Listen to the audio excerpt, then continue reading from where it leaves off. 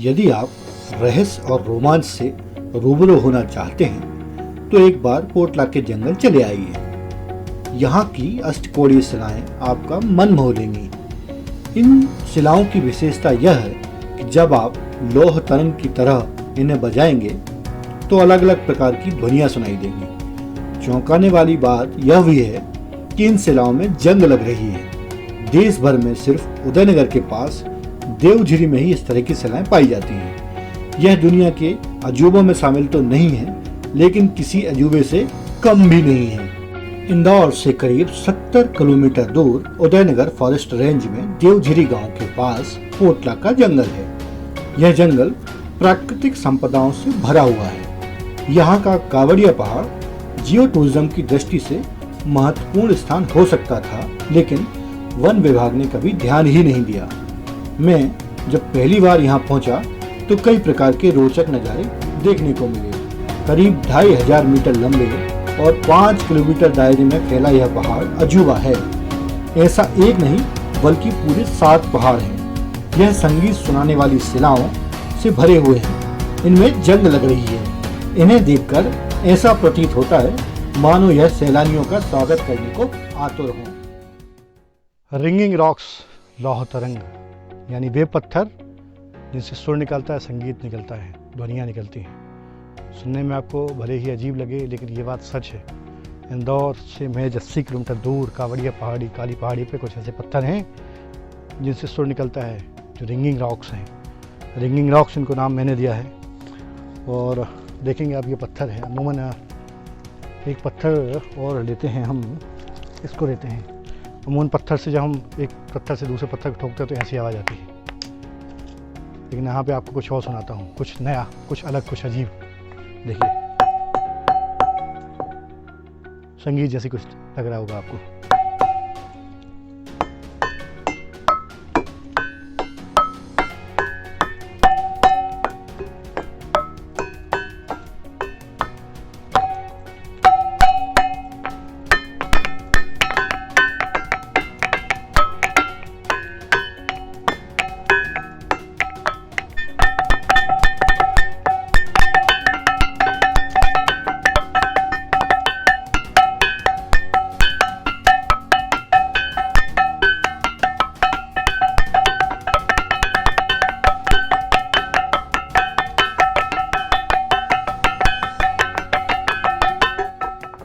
यह आपको कुछ अलग सुनाई देगा। इसकी बेहद खास जानकारी है। ऐसे एक दो नहीं, पूरी पहाड़ी भरी पड़ी है, और एक पहाड़ी नहीं, 7 पहाड़ियाँ ऐसी रिंगिंग रॉक से भरी पड़ी हैं। ज़्यादा जानकारी के लिए वीडियो के साथ बने रहिए। नमस्कार। इंदौर से करीबन 80 किलोमीटर दूर इस ऐतिहासिक और जियोलॉजिकल इंपॉर्टेंस वाली पहाड़ी पे आप देख सकते हैं हेक्सागोनल रॉक्स हैं। षष्ठकोणीय और अष्टकोणीय पत्थर जो हैं यहाँ पे मौजूद हैं। दुनिया में एकमात्र ये ऐसी जगह है जहाँ पे इस तरह की शिलाएँ मौजूद हैं। हालांकि ऑस्ट्रेलिया में कुछ जो है पत्थर हैं, लेकिन उनकी साइज़ और संख्या बहुत कम है। इंदौर के पास कावड़िया पहाड़ी, काली पहाड़ी और 7 पहाड़ियाँ ऐसी हैं जिन पे असंख्य पत्थर भरे पड़े हैं। इनसे अलग तरह की आवाज़ें आती हैं। ये जियोलॉजिकल इम्पोर्टेंस वाली जियो पार्क यहाँ पे डेवलप हो सकता है। जियोलॉजिकल इम्पोर्टेंस बहुत ज़्यादा है इसका, और मध्य प्रदेश शासन अगर इसको जियोलॉजिकल पार्क के तौर पे जियो टूरिज़्म अगर डेवलप करे तो नो डाउट पूरी दुनिया के लोग इस तरह की चीज़ें को देख पाएंगे, और इससे हमारे पर्यटन को भी बढ़ावा मिलेगा। जैसा कि कुछ दिन पहले हमने खबर के माध्यम से बताया था कि कावड़िया पहाड़ी, काली पहाड़ी से 7 पहाड़ियों पे हेक्सागोनल रॉक्स मौजूद हैं जिन्हें टूरिज़्म स्पॉट की तरह डेवलप किया जा सकता है। खबर छपने के बाद से यहाँ पे लोगों की आवाजाही बढ़ गई है। कई लोग हमें भी अभी मिले और जिन्होंने बताया, अखबार में खबर पढ़ के, आपकी वीडियोस देख के हम यहाँ तक पहुँचे हैं। तो एक बार फिर हम जो है मौके पे हैं और वीडियो आपको दिखा रहे हैं। पीछे आप देखेंगे, सबसे पहले धर्मपुरी के पास रिग्नोदिया में एक पत्थर खोजा था हमने, जिस पत्थर से टन टन की आवाज़ आती, उसमें आयरन कंटेंट था। उसके बाद पता चला, घूमते घूमते ट्रैकिंग करते पता चला कि कावड़िया पहाड़ पे भी कुछ अनोखी चीज़ है। ढूंढा, जंगल के रास्ते आए, बाइक से घूमे, अकेले आया, दोस्तों के साथ आया, तब जाके पता चला कि ये पहाड़ी है। फिर और खोजबीन की, पता था कि इस तरह की 7 पहाड़ियाँ हैं। 7 पहाड़ियों पे हम गए और जाके हमने विजुअल तैयार किए, उनका कंटेंट उठाया, जियोलॉजिस्ट से बात की, कुछ गूगल से चीज़ें खोजी, तब जाके एक कंक्लूड किया कि इस तरह की चीज़ें जो है केवल इंदौर में ही हैं और बहुत अनोखा है, अनटच है, अनएक्सप्लोर्ड है। एक बार अपने शहर के आसपास इस तरह की चीज़ों को देखने अवश्य पहुँचे। कावड़िया पहाड़ में मौजूद हूँ। कावड़िया पहाड़ स्थित प्राचीनतम पंचमुखी हनुमान मंदिर के सामने। जैसा कि आप देखेंगे यहाँ पे हेक्सागोनल रॉक्स एक सीक्वेंस में जमाए गए हैं और ये सारे के सारे हेक्सागोनल रॉक्स जो है आवाज़ करते हैं। और आगे आइए, अपने साथ बनी रहिए और देखते आइए कि हेक्सागोनल रॉक्स के साथ यहाँ क्या कुछ खास है। कुछ लोग इन्हें देवीय पत्थर मानते हैं। आप देखिए यहाँ पे एक रिवाज है, यहाँ पे एक रिवाज है पत्थरों से घर बनाने का। ऐसा कहा जाता है कि इन पत्थरों से जो घर बनाते हैं, जिस तरह से आप देखिए छोटे छोटे घर बने हैं, तो कुछ समय उनका अपना घर बन जाता है। इस मानता है कि इस पहाड़ी को दिव्य पहाड़ी माना जाता है। पांडवों की उपस्थिति यहाँ थी और बहुत सारी चीज़ें हैं रहस्यमयी, एक एक करके मैं आपको बताता रहा हूँ, जैसे पहले ही बताता रहा हूँ। ये आप देखेंगे छोटे छोटे लोगों ने ये पत्थरों के घर बनाए हुए हैं, एक एक पत्थर के घर बनाए हुए हैं जोड़ के। माना जाता है कि इनको इस तरह से रखने पे अपना खुद का एक घर बन जाता है। और हमारे सामने है पंचमुखी हनुमान जी। तो आइए दर्शन के साथ जो है आशीर्वाद देते हैं हनुमान जी का। जय हो प्रभु।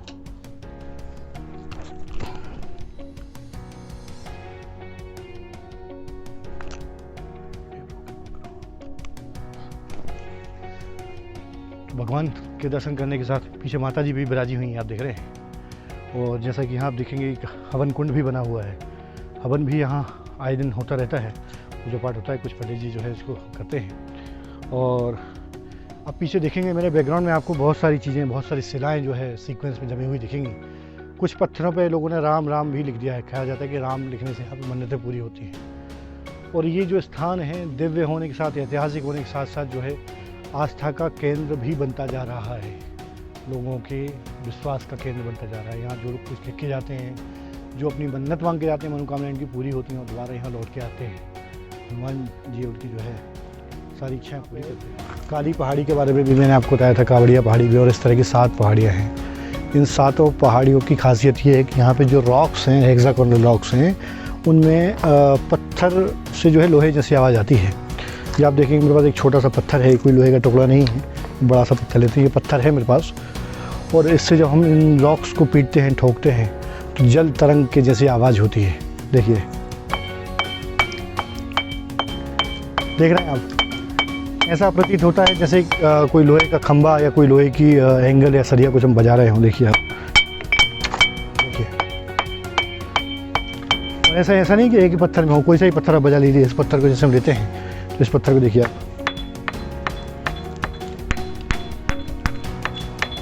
से पुंजापुरा और पुंजापुरा से पलासी एक गांव है। इस गांव में एक छोटी सी पहाड़ी है जिस पे ये बेसाल्ट रॉक जमाई गई, प्रकृति ने अपने आप जमाई है। और इनका रंग काला है। इस कारण से इस पहाड़ी को काली पहाड़ी बोलते हैं।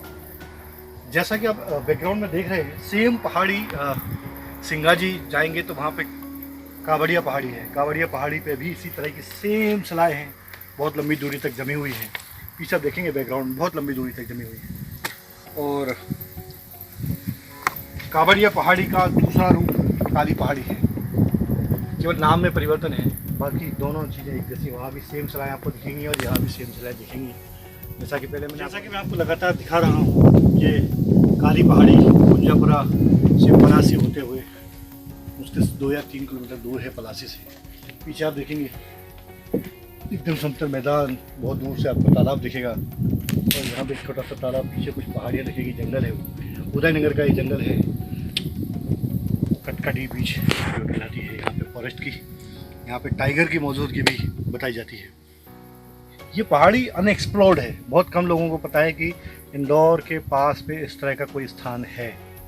हालांकि कुछ पत्थरों पे आप देखेंगे चौक से लोगों ने अलग अलग नाम लिखे हुए। सोनू जैसा कि मेरा नाम है, लेकिन मैंने नहीं लिखा, किसी और ने मेरा नाम पहले से लिखा हुआ है। यहाँ पे आप देखेंगे ऐसे कुछ अपने अपने नाम लिखे गए। आसपास के गांव वाले लोग हैं ये, जिनको पता है। अच्छा, दूर से ये पहाड़ी इसलिए नज़र नहीं आती क्योंकि इसके आगे आप देखेंगे तो बड़े बड़े पेड़ लगे हुए, जंगल के बीचों बीच है ये पहाड़ी, इसलिए दूर से इसका सौंदर्य आपको नज़र नहीं आता। जब आप पहाड़ी के ऊपर ट्रैक करते हुए पहुँचेंगे तब आपको पता चलेगा कि पहाड़ी पे कितना अद्भुत नज़ारा है। एक बार ज़रूर आइए। पीछे आप देखेंगे बैकग्राउंड में दिख रहा है आपको ये पहाड़ के पत्थर जिस तरह से जमे हुए हैं, पीछे आप देखेंगे ये जमे हुए पहले से नेचुरली ऐसे जमे हुए। ये पत्थर देखिए आप, एक एक करके लंबी लंबी शिलाएँ, करीबन 5 से 6 फीट लंबी एक शिला है, अलग अलग लंबाई और अलग अलग मोटाई। इन शिलाओं की अद्भुत दृश्य है।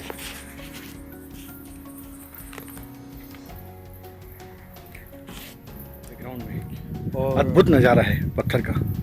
बीच बीच में खड़ी हुई कुछ शिलाएँ भी हैं, ये नेचुरली खड़ी हुई, किसी ने खड़ी की नहीं है। आप देखेंगे अद्भुत नज़ारा, ये देखिए आप। और मज़ेदार सीन है यहाँ से। देखिए आप पहाड़ पीछे, वो देखेंगे आप पीछे एक आपको छोटा सा तालाब दिखेगा, यहाँ पे आपको दूसरा तालाब दिखेगा। ये जो पहाड़ी है उदयनगर की बीट है, वन की बीट जो होती है उदयनगर की। यहाँ पे जंगली जानवर बहुत हैं और ये शिलाएँ आप देखेंगे बहुत ज़बरदस्त तरीके से जमाई गई हैं। आप समझ सकते हैं इसको कि किसी व्यक्ति ने इनको एक सलीके से जमाया है। इसके पीछे जो है कहानी भी है, एक कहानी लोगों ने अपने मन से बनाई या क्या हुआ पता नहीं। लोगों का कहना है कि भीम ने माता नर्मदा से जो है निकलने के लिए रास्ता मांगा, लेकिन नर्मदा ने उनको निकलने के लिए रास्ता नहीं दिया। गुस्से में आके भीम ने इस तरह की शिलाएँ जमा के और नर्मदा का रास्ता बंद कर दिया था। बाद में उनके भाइयों ने, उनके परिवार वालों ने समझाया, तब जाके ये रास्ता उन्हें छोड़ा। और ये जो शिलाएँ नर्मदा का रास्ता रोकने के लिए लगाई गई थी, यहाँ से करीब 41 किलोमीटर दूर कबाड़िया पहाड़ी है, वहाँ जमाई गई थी। फिर कहते हैं कि जब रास्ता उन्होंने नर्मदा का क्लियर किया तो ये चट्टानें उठा के फेंकी, तो भीम का बाहुबल इतना अधिक था कि चट्टानें यहाँ आके गिरी पहाड़ पर और एक एक करके जम गई ऑटोमेटिक। तो ये काली पहाड़ी कही जाती है। कुछ चट्टानें उन्होंने पास में फेंकी थी जिसको कावड़िया पहाड़ी कही जाती है, कुछ चट्टानें उन्होंने थोड़ा सा जोर आजमाइश करके फेंकी जो काली पहाड़ी पे आके जमी। तो इस तरह से कावड़िया पहाड़ी और काली पहाड़ी पे आपको सेम चट्टानें दिखेंगी, सेम कहना चाहिए शिलाएँ लंबी लंबी दिखेंगी आपको। ये कुछ यहाँ पर वो जमी हुई है, नेचुरली जमी हुई है, लेकिन लगता है जैसे किसी ने इसको उठा के जमाया हो। इस पर आप देखेंगे हम ये करेंगे।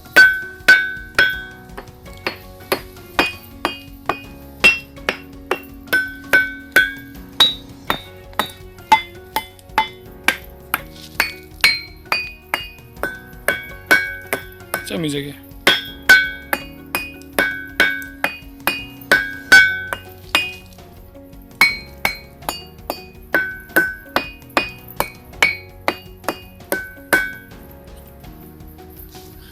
यहाँ देखेंगे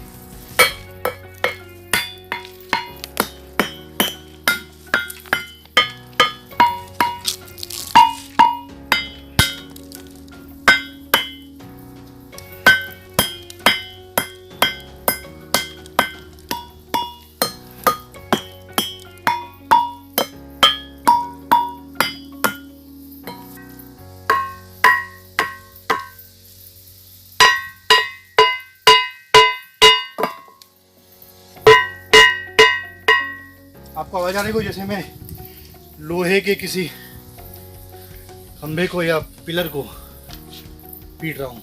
देखिए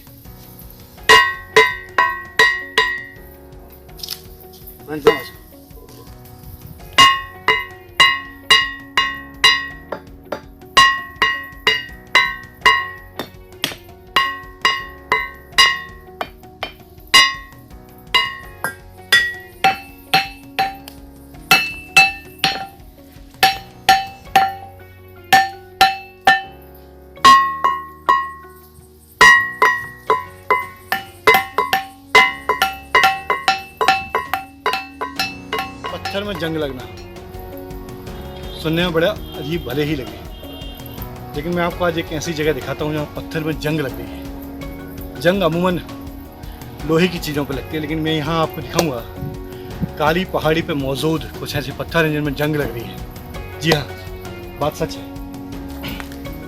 देखेंगे आप ये यहाँ पे आपको एकदम क्लियर दिखेगा, ये देखेंगे आप, ये जंग है, ये देखेंगे, ये पत्थर लेकिन इसमें लोहे जैसे आवाज आएगी।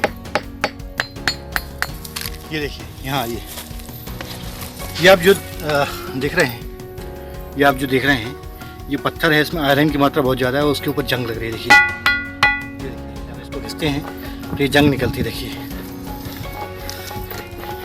देखिए, देख रहे हैं आप, ये जंग निकल रही है इस वजह से।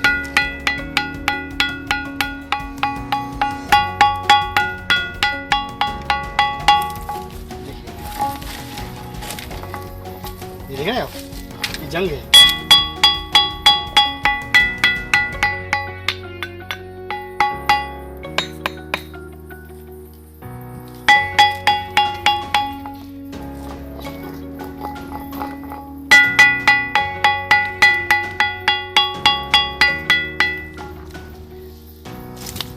तो आप पीछे देख सकते हैं, जैसा कि मैंने आपको बोला था कि पत्थर में जंग लग रही है, बात साबित भी की मैंने। इन कुछ विशाल रॉक्स में जो बड़े सीक्वेंस में जलाई गई हैं, इनमें से 90% ये देखिए मेरे हाथों पे जंग लग गई है। इन पत्थरों से आपको चोट लग जाए तो आपको टिटनेस का टीका लगवाना पड़ेगा। अमूमन बोलते हैं कि लोहे की चीज़ से चोट लगे तो आपको जो है टिटनेस का टीका लगवाना पड़ता है, लेकिन यहाँ पर पत्थर से अगर आपको चोट लग जाए तो आपको टिटनेस भी हो सकता है। आपको टिटनेस का टीका लगवाना पड़ेगा क्योंकि इन पत्थरों में जंग लग रही है। खुले में पड़ी है सैकड़ों पत्थर, सैकड़ों तो बहुत कम संख्या बताई मैंने, हजारों लाखों पत्थर बोल सकते हैं इसको। सीक्वेंस में देखेंगे आप, इन पत्थरों में जंग लग रही है। जी हाँ, ये पीछे आप देखेंगे, यहाँ पे ये पीछे आप कुछ देखेंगे, ये जो पत्थर दिख रहे हैं आपको, ये देखो ये जंग दिख रही है आपको। इन सारे पत्थरों में ये जंग लग रही है, आपको लाल लाल दिख रहा है ना, इन सारे पत्थरों में जंग लग रही है। जंग लगे पत्थर आपको पहली बार सुनने और देखने मिलेंगे। हमारे साथ देखिए,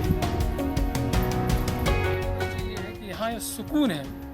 एक होता है हिमालय बर्फ की गोद में, और यहाँ पहाड़ की गोद में, और ऐसी पहाड़ियाँ जिनमें बिल्कुल प्लेन सरफेस, आप आराम से लेट जाओ, ठंडी हवाएं खाओ, बड़ा ही मज़ा आ रहा है।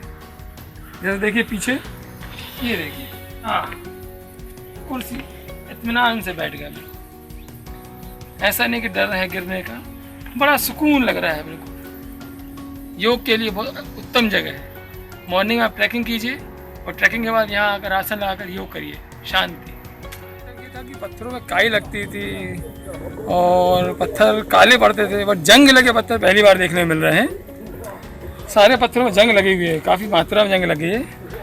जैसा अविनाश जी ने बताया कि इन पत्थरों में लोहा बहुत ज़्यादा है, तो बारिश इतनी हुई है कि जंग तो लगेगी, और पूरे पत्थरों में जंग लग गई है और काफ़ी डर लग रहा है, संभल कर चलना पड़ रहा है, ऐसा ना हो कहीं टिटनेस इंजेक्शन लगाना पड़ा।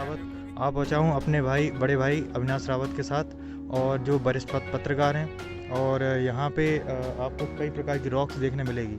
जो हेक्सागोनल रॉक है वो लाइन से सेटल है यहाँ पे, तो वो आपको हम यहाँ पे दिखाएंगे। और यहाँ पे जो, और ये रिंगिंग रॉक्स के नाम से जाना जाता है क्योंकि इसमें अलग अलग ध्वनि निकलती है। यहाँ के मुझे सबसे पहले तो मुझे एडवेंचर लगा यहाँ के, क्योंकि यहाँ का जो रास्ता बहुत ही पथरीला है और बहुत ही घुमावदार है। मतलब एक नॉर्मल आदमी यहाँ पे मतलब आने के लिए 10 बार सोचेगा, क्योंकि यहाँ का रास्ता बहुत ही जर्जर है और घुमावदार है। और यहाँ के मुझे एक एडवेंचर फील जो हुआ है वो काफ़ी अच्छा लगा। भास्कर में खबर पड़ी थी कावड़िया पहाड़ के बारे में, काफ़ी जिज्ञासा मन में आई और तकरीबन काफ़ी समय से हमारा विचार बन भी रहा था। और पूरे ग्रुप के साथ आज यहाँ पर आने का हमें सौभाग्य प्राप्त हुआ। और एक नई चीज़ और अच्छी चीज़ ये हुई है कि जिन महोदय ने अब पूरे इंदौर को ये कहें कि पूरे, मैं तो समझता हूँ पूरे मध्य प्रदेश में दैनिक भास्कर के पाठक हैं, और भास्कर के माध्यम से जिन्होंने भी पढ़ा है तो वो लोग यहाँ आने के लिए उत्सुक भी हैं और जिज्ञासु भी हैं। तो ये बड़ा खुशी और हर्ष का विषय है कि आज हमारे साथ अविनाश भाई हैं, जिन्होंने ये एक नई जगह दिखाई और हम लोग इनके दिखाए हुए रास्ते पर आए। सच कहूँ तो यहाँ आकर बहुत अच्छा लगा, मन को बहुत सुकून भी मिलता है, शांति भी मिलती है। जब यहाँ से हम लोग आ रहे थे, इंदौर से हम लोग आए हैं, तकरीबन 20-25 लोग हम साथ में, सारा ग्रुप आया है। और जब हम यहाँ पर आए तो रास्ते में बहुत सारे वन्य जीव भी देखे हमने, बहुत सारी चिड़ियाओं की चहचहाहट भी सुनी। और जब हम यहाँ पर आए, जिसको इको गार्डन नाम दिया है, शायद इको गार्डन नाम दिया है, तो वास्तव में यहाँ आकर वाकई में लगा है कि यह बहुत ही सुंदर जगह है। और अविनाश भाई को मैं बहुत बहुत धन्यवाद देना चाहता हूँ कि उन्होंने इतनी अच्छी यहाँ पर खोज की है। ये कावड़िया पहाड़ वास्तव में देखने लायक जगह है और यहाँ पर अगर एक बार कोई आए तो उसका मन मोह जाता है, ये मैं आपको गारंटी देता हूँ।